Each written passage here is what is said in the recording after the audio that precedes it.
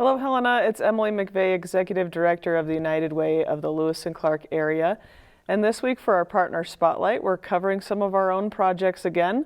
This week I have Sarah Ekman with me, who's our Development Coordinator, and we're going to talk about our recent events and our upcoming events. We have the Point in Time survey that we just completed. That is the last Thursday of every January. Across the country, people go out and we count the people in our community who are unsheltered. And you helped a lot with that project this year. Yep. There's two parts of that for the community, if they don't know.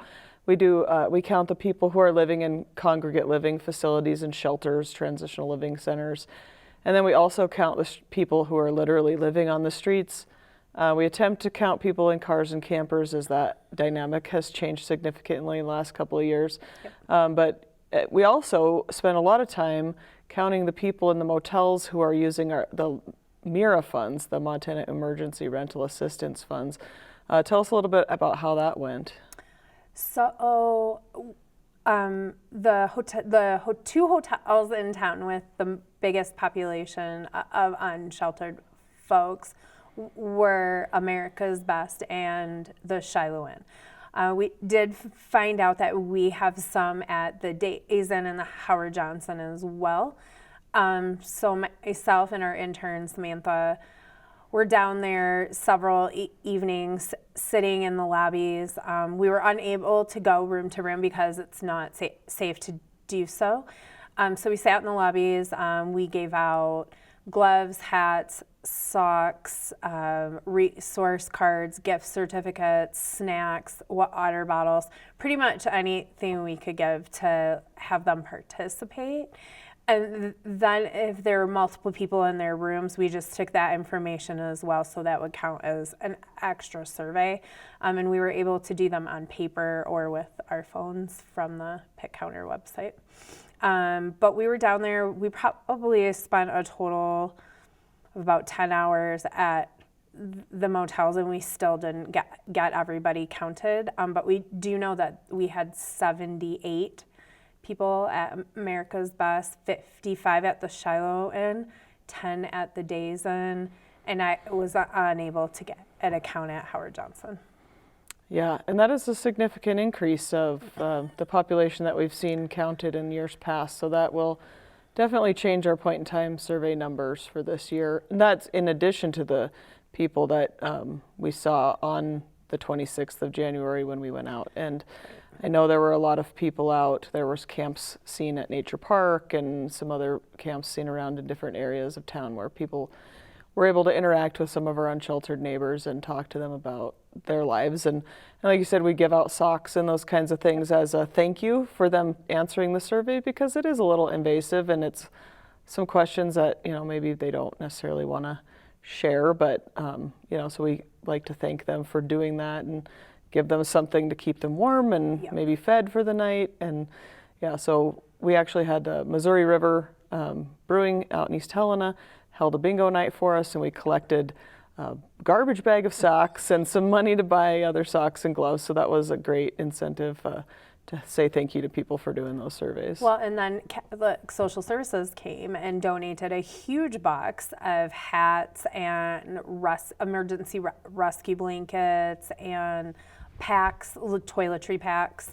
So it was nice to have that additional stuff to kind of give out to people, because I know the night of the 26th, I was out till about 10 o'clock that night. And there were a lot of observations. There was a lot of cars and campers. It was much more, I think, than we've probably seen in years past. And I know we did spend some time down at God's Love, and they're packed. It's just it was wall-to-wall people. So I think it's probably, our numbers will change a bit. We also heard from Townsend, so we got a count from the Townsend area, which will be good to include. It will help make the count more accurate this year. Yeah, and if people don't understand, the reason we do that is because we send those numbers into the HUD, Housing and Urban Development Office, and that helps us to get allotments of money from the federal government to help with our housing concerns, which I think everybody in town would acknowledge. We have a shortage of housing, and we have a big shortage of affordable housing. So any way we can get some assistance and funding into the community to start helping resolve some of those issues, the better we are, and the more we can all work together. And if we have an accurate number, we know how many people we need to house, the better off we are. Yeah. And I think it will help when we need to apply for grants too, not just money that is given away, but when we actually go to apply for money, to have a more accurate count to show exactly how big the problem is here in our community.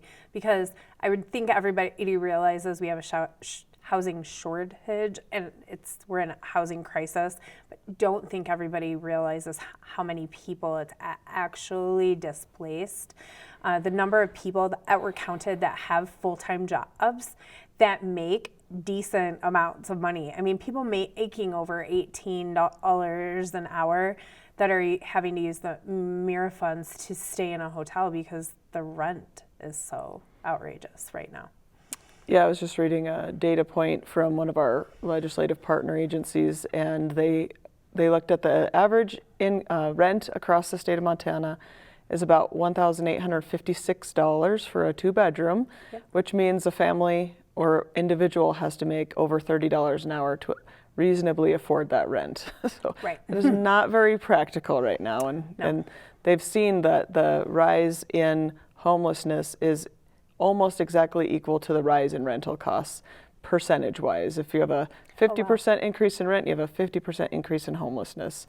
And they're watching that data track all over the state. So it's definitely an issue we're trying to work on. Yep.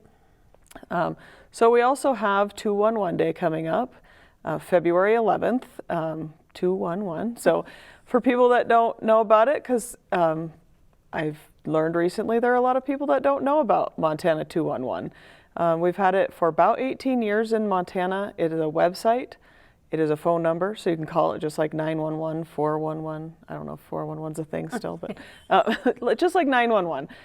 You would call 211. You just dial those 3 numbers. Somebody picks up at Voices of Hope out of Great Falls, and they can walk you through finding resources of all kinds. And our intern Samantha has been working on updating all of that to make sure that all the Helena resources are up to date, accurate.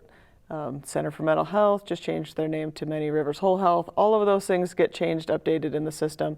So if a person needs help, they can call Voices of Hope, or they can go to the website and find that same information. They can click through all the help buttons. There's buttons for childcare, housing, food, veterans, mental health, disabilities.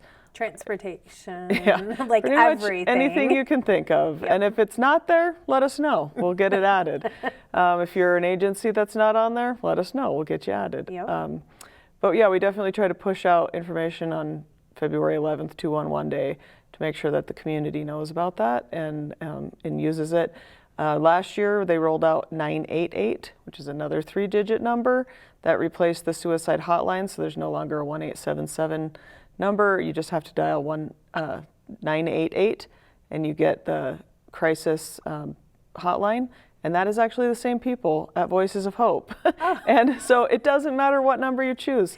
You're call 988, call 211. You are going to get the help you need. There you go. And they really, the hope is that's a diversion from calling 911 to keep the 911 calls for emergencies, and the 988 is to help people through crisis, and then to determine if they need the emergency line or not. But really to be able to help walk a person through a behavioral health crisis, just a bad day, you can call that number and people can walk you through the services that are available to you. So any other thoughts on 211? I know that's kind of a new project for you too. Yeah, 211 is kind of new for me, but I do think that it's good to get the information out there. I know personally we field a lot of calls just in our office, like who do I call for housing? I'm hungry, how do I get help with food, clothing issues, reduced rate childcare.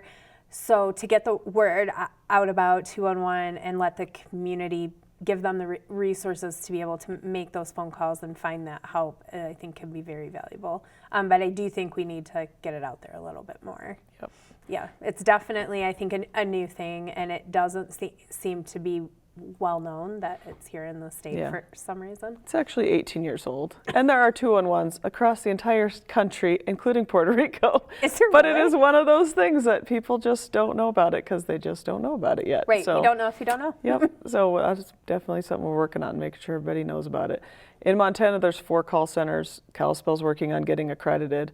When they're up and running, 54 of the 56 counties are covered by 211. Oh, wow. The other 2 are actually covered by Idaho. And so, So everybody's you know, covered. it's a whole process. If you call Voices of Hope and they're busy and they can't answer, the Bozeman Help Center answers.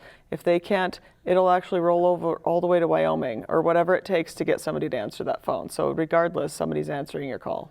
Same 49988, Yep, correct? Somebody's answering the call no matter what, any time Exactly. of day, 24/7, you can get the mental help and Yep, resources yep. that you would need. Yep. That's awesome. accurate. So good. Another thing we get a lot of calls for is free tax help. Oh, That is yes. kicked off, underway. Season started January 23rd and is ending April 18th, which feels like weird dates. So pay attention to the dates this year.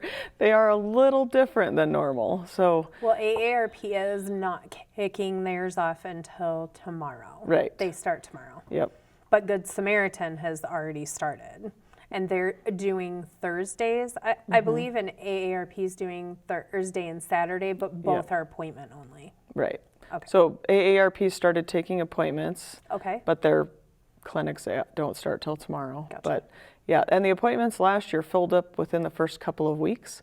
So if you're a person over 50 and you're interested in getting your taxes done, give us a call. We can get you the number to the AARP folks, or you can call Rocky Mountain Development Council and they can get you that number. You want to get an appointment quick because they did go really fast last year. They do have an extra clinic this year, which will be super helpful. We don't have a clinic at East Helena United Methodist Church this year.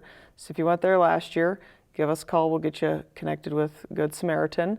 And Good Samaritan is doing the clinics on Thursdays at the thrift store. So people Oh, can okay. make appointments and go there.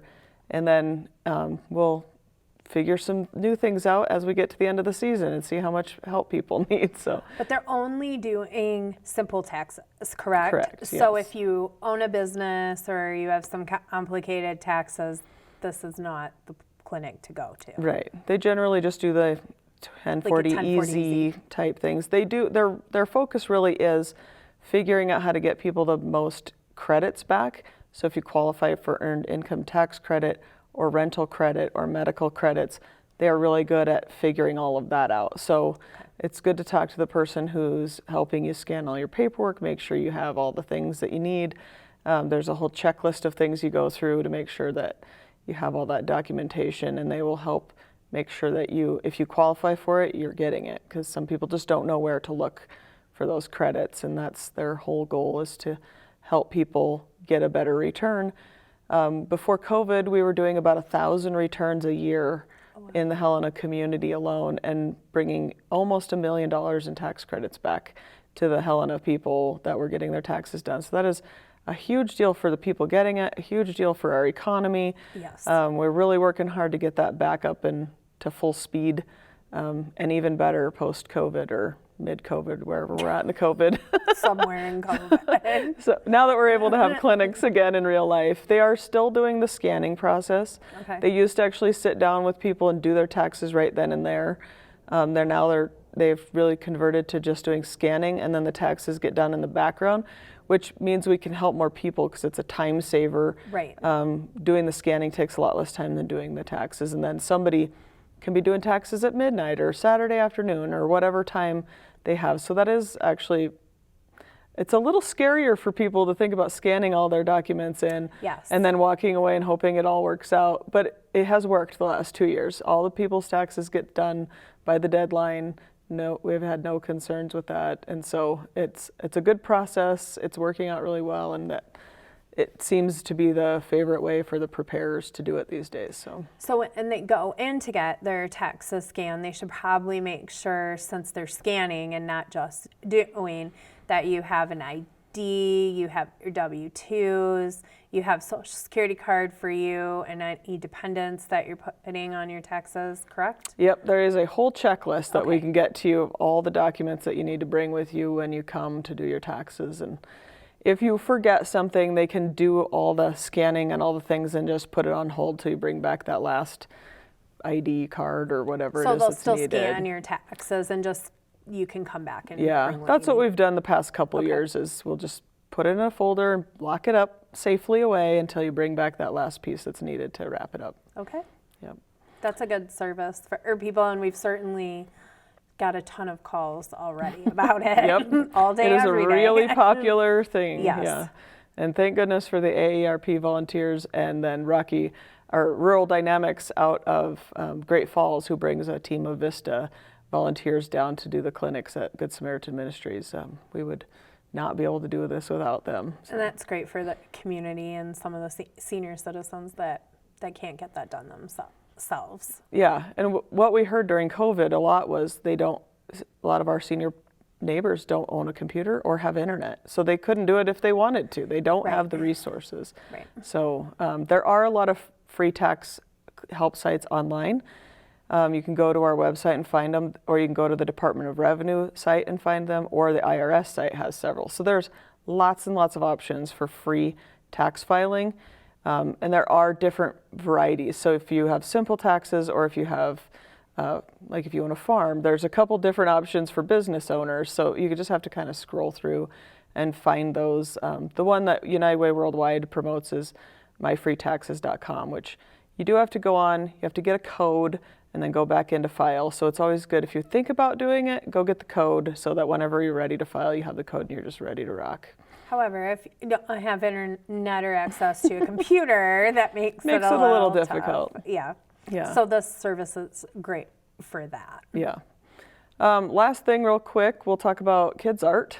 We have kids art just kicking Yep. off for the season, and we open that up to any 3rd to 5th grader around the Tri-County area. They watch the video Kid President. That kid is now like 20, 21. But the videos are still very cute, and he has a really great message. He talks about giving back to your community, and then the kids talk about what it means to live united or to give back to your community and volunteer. They do artwork. Each classroom narrows down their artwork to the top 3 winners in that class. Then we get all of that artwork back, and we narrow down all those top 3 to the top 10. We post it on our social media, and then the whole community gets to vote on the winner, and the winner gets a pizza party, which is a big deal for a elementary school kid. For their whole class gets a pizza party, and the top 3 winners get Target gift cards, and it's just been a really fun thing. Cute. We've used all the winners we tend to use for PR. We put that out there in our public relations work all the time. We also use it in our thank you cards. Mm-hmm. We use the kids art as part of our thank you cards. So if you ever get a thank you card from the United Way, there's probably a cute picture drawn by an adorable elementary age child. Yeah, in and your card. it's amazing the things they come up with, the Yes. things that they draw, and how really great they are at drawing in general. They're way better than me, so I'm Some impressed. of their messages are pretty impressive Yes. for little kids, though. And wasn't last year's winner was living united, and he drew a picture of people with all different skin tones holding hands, standing on top of the world. And it said like love one another, and Yeah, it was- was the cutest thing. Yeah, and he did an interview, and he's just like, it's just that time in our world where we just have to love one another. So yeah, the kids get it more than we think. So Yes, it's really they do. fun to be a part of that and see what they come up with every year. And Yep. those pizza parties are a good time too. Well, who doesn't love free pizza? It's a good time for the adults, and yeah, Yes. just watching the kids and being, listening to them and the way they interact with each other and how they talk about making the world a better place. Like, Well, it's adorable because they don't believe they have limits when they're kids. They think they can do anything. They don't understand that you need grants and money, and it's very expensive to fix some of these problems, and people and government and all the things. Kids just think you should just fix it. Like that's their solution. Just do it. And they have And they're big probably ideas. right. Yeah, they probably are. Yeah. If we all thought a little bit more like our little kids, I think maybe the world would be a better place. Right. Because people would just do it. Yep, just get it done. Yep. Well, we will let you go this week, Helena. Thanks for joining us. We're going to go get it done ourselves, and we'll see you again next week.